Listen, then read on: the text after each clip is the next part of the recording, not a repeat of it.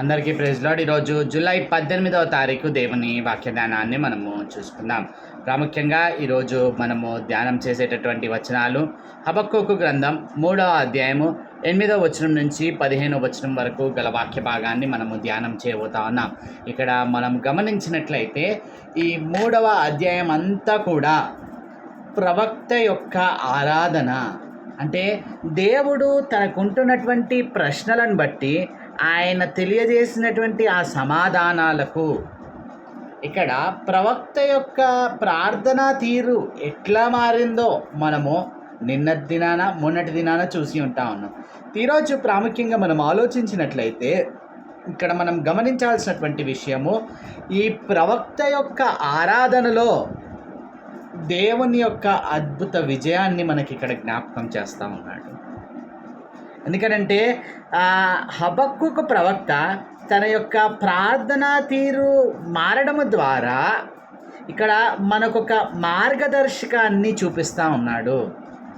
ఒకవేళ మనము 8వ వచనం నుంచి చదివినట్లయితే హబక్కూకు గ్రంథం 3వ అధ్యాయం 8వ వచనం, యెహోవా, నదుల మీద నీకు కోపము కలిగినందున, నదుల మీద నీకు ఉగ్రత కలిగినందున, సముద్రం మీద నీకు ఉగ్రత కలిగినందున నీ గుర్రములను కట్టుకొని రక్షణార్థమైన రథముల మీద ఎక్కి వచ్చుచున్నావు.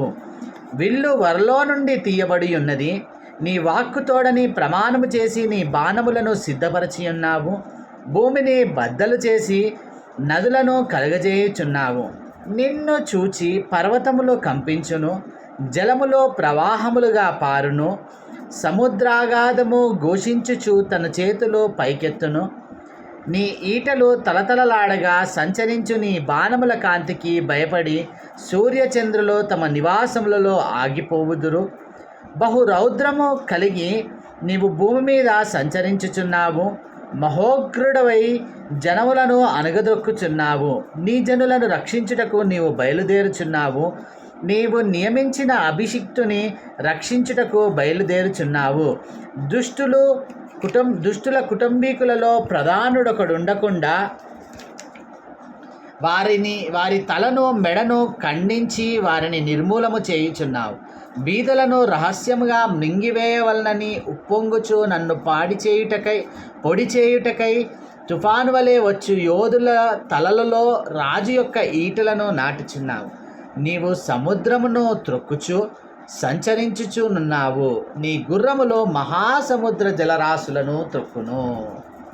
ఈ విషయాలను గనక మనం ఆలోచిస్తే, ఈ హబక్కూకు ప్రవక్త మాట్లాడేటటువంటి ప్రతి విషయము కూడా దేవుని యొక్క శక్తికి మించి అక్కడ ఇజ్రాయేలీయుల ప్రజలకు ఆయన కలుగజేసినటువంటి ఆ విజయాన్ని, ప్రాముఖ్యంగా ఈ మాటలన్నీ కూడా ఇక్కడ ఏదైతే ప్రవక్త స్పష్టంగా పలుకుతా ఉన్నాడో అవన్నీ కూడా మనం చూసినట్లయితే, ఈ ఇజ్రాయేలీయులు ఐగుప్తు దేశము నుండి వెలుపలకి వచ్చి ఆ వాగ్దాన దేశానికి ప్రవేశించక ముందుకు ఈ ప్రయాణంలో వారు ఎదుర్కొన్నటువంటి ఆ విజయాలను, అట్లాగే వారు ప్రత్యక్షంగా శత్రువులను అణగద్రొక్కుతూ ముందుకు వెళ్ళినటువంటి ఆ తీరును ఇక్కడ జ్ఞాపకం చేసుకుంటాం.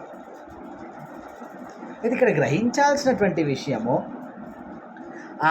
ఇక్కడ హబక్కూకు ప్రస్తుతము ఇజ్రాయేల్ ప్రజల యొక్క తీరును బట్టి వారు ఎదుర్కొంటున్నటువంటి ఆ దేవుని యందు భయభక్తులు లేనితనాన్ని ఇక్కడ వశం చేయడాన్ని మనం ఒకవేళ ఆలోచిస్తే, ఇక్కడ హబక్కూకు మదిలో అలజడి ఉంటున్నట్లుగా మనం గమనించాం.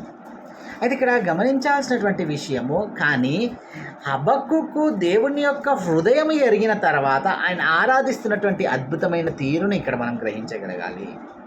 అయితే ఈ ఆరాధనలో మనము నేర్చుకోగలిగేటటువంటి అద్భుతమైన విషయాన్ని ఇక్కడ మనం గమనించినట్లయితే, ఈ హబక్కూకు ఆరాధన ద్వారా ఆయనకుంటున్నటువంటి ఆ కష్టాలలో, ఆ శ్రమలలో ఏం చేసుకుంటున్నాడండి, దేవుడు తన పితరులైనటువంటి ఇజ్రాయేలీలు ఆ వాగ్దాన దేశపు ప్రయాణములో దేవుడు వారికి చేసిన మేళ్లను జ్ఞాపకం చేసుకుంటా ఉన్నాడు.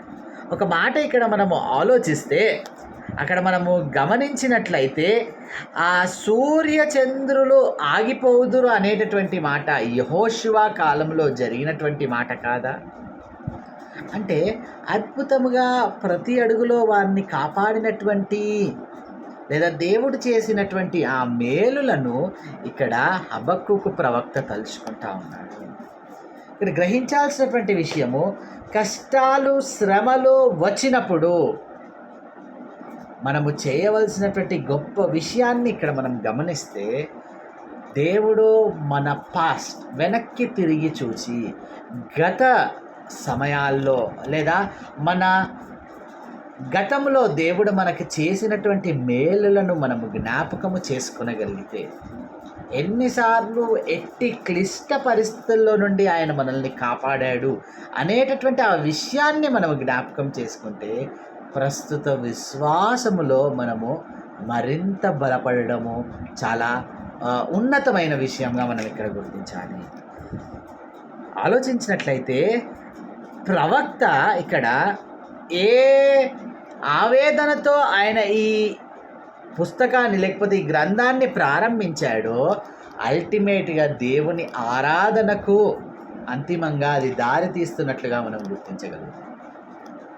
ఎప్పుడు ఆయన యొక్క ఆలోచన మాత్రం దేవుని యొక్క హృదయాన్ని తెలుసుకున్నాడు. దాన్ని బట్టి ఇక్కడ ఏం చేస్తాం, అయ్యా నిజముగా నేను మర్చిపోయానేమో, లేకపోతే నేను ఆ విషయాలను నిర్లక్ష్యపరుచుకున్నానేమో, మా పితరులైనటువంటి ఇజ్రాయేలీలను అద్భుతముగా వారి యొక్క ఆ అరణ్య ప్రయాణంలో కాపాడినటువంటి దేవుడవు.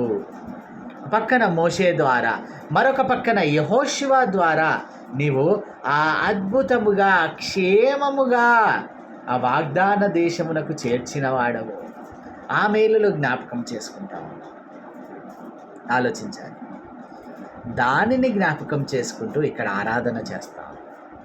అయితే ఇక్కడ మన జీవితాల్లో మనం గ్రహించాల్సినటువంటి గొప్ప విషయం కనుక ఇక్కడ మనం ఆలోచిస్తే, మన జీవితాల్లో మనకి ఎదురయ్యేటటువంటి ఆ కష్టాలను బట్టి లేకపోతే శ్రమలను బట్టి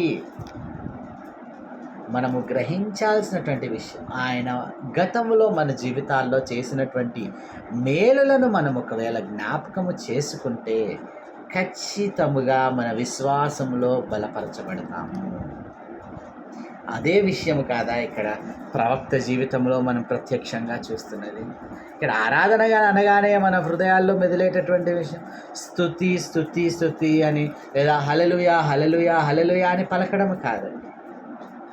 గతంలో ఆయన చేసినటువంటి మేలులను జ్ఞాపకం చేసుకోవడం. ఇక్కడ ప్రవక్త చేస్తున్నటువంటి విషయం అదే కదా. గతంలో దేవుడు చేసినటువంటి ఆ మేలులను జ్ఞాపకం చేసుకుంటా ఉన్నాడు. మోషే కాలంలో చేయబడినటువంటి కార్యములు, యెహోషువ కాలంలో చేయబడినటువంటి కార్యములను ఇక్కడ హబక్కూకు జ్ఞాపకం చేసుకుంటా ఉన్నాడు. దాన్ని బట్టి కాదా ఆయన అక్కడ బలపరచబడుతుండడం. ఈనాడు మనకు కూడా శ్రమ ఉండవచ్చు, దుఃఖము కలుగుతుండవచ్చు ప్రస్తుత కాలములో. అయితే మనము చేయాల్సినటువంటి విషయం, వెనక్కి తిరిగి మన జీవితాల్లో అంతకు ముందుకు దేవుడు ఎట్టి కార్యములు చేశాడు, ఎట్టి మేలులు మన జీవితాల్లో జరిగించాడు, అవి మనం ఒకవేళ జ్ఞాపకం చేసుకుంటే గొప్పగా దేవుడు అక్కడ మనం ఆలోచించినట్లయితే ఆ మనల్ని కాపాడేటటువంటి దేవుడు, ఆ విశ్వాసంలో మనము బలపరిచేబడేటటువంటి వారము. ఈ విషయాలను మనం ఇక్కడ గుర్తించగలగాలి. అక్కడ కేవలము యెహోషువ మోషే కాలంలోనే కాదు, న్యాయాధిపతుల కాలంలో కూడా జల ప్రవాహములుగా అనేటటువంటి మాట అక్కడ మనం చూస్తే సిసెరా టైంలో జరిగినటువంటి విషయాలు, న్యాయాధిపతుల కాలంలో కూడా మాకు మేలులు చేసి కాపాడినావు అనేటటువంటి ఆ విషయాన్ని ఇక్కడ మనము చక్కగా జ్ఞాపకం చేసుకోగలుగుతాం. కాబట్టి ఇక్కడ 2 విషయాలు మనం ప్రాముఖ్యంగా చూడగలుగుతాం. మొదటి విషయం మనం ఇక్కడ గుర్తుంచుకున్నట్లయితే, ఇజ్రాయేలు జనమంతటికి ఒక వ్యక్తిగా చూస్తూ అభిషక్తుడిగా అని చెప్పడము, ఏర్పరచబడిన వారుగా చూడడము. అంటే దేవుని బిడ్డలు ఒక ప్రత్యేకమైన రీతిలో ఆయన యొక్క భద్రత ద్వారా కాపాడబడినటువంటి గొప్ప విషయాన్ని ఇక్కడ మనము మొదటగా గుర్తించాలి. రెండవదిగా ఇక్కడ మనం గ్రహించాల్సినటువంటి విషయము, రాబోయేటటువంటి మెస్సేను గురించి అయినటువంటి గొప్ప ఆ నిరీక్షణ. అందుకనే 13వ వచనంలో మాట మనం, నీ జనులను రక్షించుటకు నీవు బయలుదేరుచున్నావు, నీవు నియమించిన అభిషక్తుని రక్షించుటకు అంటే ఇది రాబోవు మెస్సయ్యను గూర్చినటువంటి ప్రవచన వాక్యము కాదా? కాబట్టి రెండు వ్యూస్, ఒక పక్కన దేవుడు అద్భుతముగా గతంలో వారిని నడిపించినటువంటి తీరు, కాపాడినటువంటి తీరు, అట్లాగే ఇంకా నిరీక్షణగా రాబో మెస్సయ్యను గూర్చినటువంటి ఆ విషయాన్ని కూడా ఇక్కడ మనకు జ్ఞాపకం చేస్తూ ఉన్నాడు. ఈ విషయాలను మనం ఇక్కడ చూసినట్లయితే, ఇంకా 15వ వచనంలో చెప్పబడినటువంటి విషయాన్ని కనుక మనం ఆలోచించినట్లయితే, నీవు సముద్రమును త్రొక్కుచు సంచరించుచున్నావు, నీ గుర్రములో మహాసముద్ర జలరాశులను త్రొక్కును. ఈ మాట కనుక మనం ఆలోచించినట్లయితే, ఇర్మియా గ్రంథం 51వ అధ్యాయంలో బబులోను వారిని అక్కడ దేవుడు నాశనము చేసేటటువంటి ఆ స్థితి ఇక్కడ స్పష్టముగా జ్ఞాపకం చేయబడుతున్నటువంటి విషయముగా మనం ఇక్కడ గుర్తించగలం. కాబట్టి అల్టిమేట్గా ఇక్కడ మన జీవితాల్లో ఆయనకు ఆరాధించేటటువంటి క్రమం మనము గ్రహించినట్లయితే, ప్రవక్త అద్భుతముగా దేవుని యొక్క విజయాలను గత కాలములో జ్ఞాపకము చేసుకుంటూ ఆయన ఆరాధన చేస్తాం. నాడు నీ జీవితంలో దేవుడు గత కాలంలో ఆయన చేసినటువంటి మేలులను నీవు జ్ఞాపకము చేసుకుంటూ, ఆ విజయాలను ఆయన అందించినటువంటి నీ జీవితంలో ఆ విజయాలను నీవు జ్ఞాపకం చేసుకుంటూ ఆయన ఆరాధించబద్దులమై ఉంటాం. కాబట్టి మనకు ఇక్కడ గుర్తుంచుకోవాల్సినటువంటి, ఎంతసేపు మనకు ఉండేటటువంటి దుఃఖము, శ్రమలు, శోధనలు ఇవి జ్ఞాపకం చేసుకోవడం.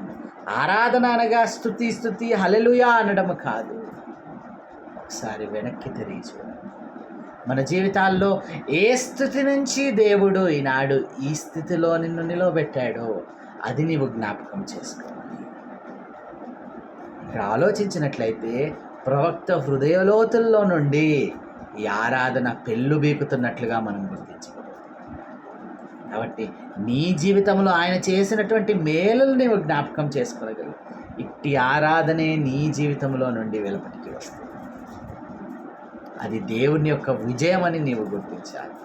ప్రార్థన చేస్తాను. అత్యంత కృపగల దేవ, అయ్యా నిజంగా ప్రవక్త యొక్క ఆరాధనలో మేము ఇక్కడ జ్ఞాపకం చేసుకుంటాం. అయ్యా నిజంగా మోషే కాలంలో ఏ విధముగా నీవు ఇజ్రాయేల్ ప్రజలను కాపాడావు, అలాగే అక్కడ యెహోషువ కాలంలో ఏ విధముగా కాపాడావు, బబులోను వారు ఎదుర్కొంటున్నప్పుడు కూడా ఏ విధముగా కాపాడారు, ఇవన్నీ జ్ఞాపకం చేస్తూ అద్భుతమైన ఆరాధన నీకు సమర్పిస్తాం. అయ్యా నిజముగా దేవుని యొక్క విజయమును తండ్రి దేవా ఇక్కడ ప్రవక్త ప్రకటిస్తున్నట్లుగా, ప్రవచిస్తున్నట్లుగా మేము చూడగలుగుతాం. రెండు కోణాలు మేము ఇక్కడ చూస్తాం. గతంలో అద్భుతముగా ఇజ్రాయేల్ జీవితాల్లో ఏ విధముగా కాపాడావు, అట్లాగే నిరీక్షణగా రాబో మెస్సయ్యను గురించి ఎదురు చూస్తున్నటువంటి విషయమును మేము ఇక్కడ గ్రహిస్తాం. మా జీవితాల్లో కూడా మేము వెనకకి తిరిగి చూసుకున్నాం. ఎన్నో మేలులు తండ్రి, అయా వర్ణనాతీతము తండ్రి, నిజం అట్టి ఎన్నో శ్రమల నుండి వెలికి తీసి మమ్మల్ని నిలబెట్టినటువంటి దేవుడు. ఇది మేము జ్ఞాపకం చేసుకున్నప్పుడు తండ్రి, అయా అద్భుతముగా తండ్రి దేవా నీవు మేలు చేసేటటువంటి దేవుడు తండ్రి. ఇట్టి విషయాలలో మీ కృపను మాకు అనుగ్రహించారు అయా. ఇక్కడ మేము గమనించినట్లయితే తండ్రి దేవా అయా, మరి ముఖ్యముగా నిరీక్షణ గల వారముగా, అట్లాగే మరొక పక్కన తండ్రి దేవా మా జీవితాలలో నీవు చేస్తున్నటువంటి మేలులను బట్టి నీకు స్తుతులు చెల్లించేవారు. ఇవి రెండు బ్యాలెన్స్ చేసుకుంటూ అయ్యా ఈ విశ్వాస జీవితంలో ముందుకు కొనసాగుటకు మీ కృపలో భద్రపరచుకున్నాను. యేసు నామములో ప్రార్థించాడు ఈ వైకుంటున్నాం తండ్రి, ఆమేన్.